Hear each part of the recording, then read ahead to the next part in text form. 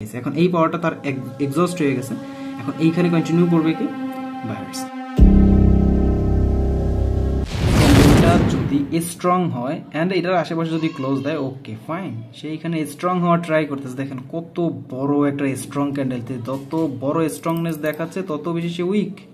Okay fine, কারণ এইখানে হচ্ছে ভাই টোটাল মার্কেটটা আসলে বায়ার কন্ট্রোলে ট্রাই করতেছে। এইখানে যদি দেখেন আপনি, এইখানে কি গেছিল বায়ার, দেন সেলার আসছে, আবার এখানে কি গেছিল বায়ার, দেন সেলার আসছে, দেন কিন্তু বায়ার এখানে তার অ্যাক্টিভিটি দেখাইছে।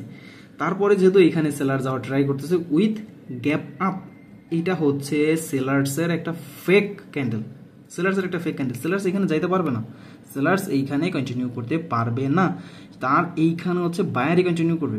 কারণ এইখানে হচ্ছে বায়ার্স যে তার অ্যাক্টিভিটি আছে সেটা আসলে সে এইখানে দেখানোর ট্রাই করছে, তবে আসলে সেলার্সের এইখানে হচ্ছে বলে না যে হচ্ছে জোর যার মুলুক তার, এইখানে সেলার্সের একটা মুলুক ছিল বা জোর ছিল বিদেশে এইটা এখানে পাওয়ারটা দেখাইছে। এখন এই পাওয়ারটা তার এক্সস্ট হয়ে গেছে, এখন এইখানে কন্টিনিউ করবে কি বায়ার্স। দেখা যাক, আমার লাস্ট 8 সেকেন্ড বাকি আছে, আমি এইখানে হচ্ছে প্রফিট করি বা লস।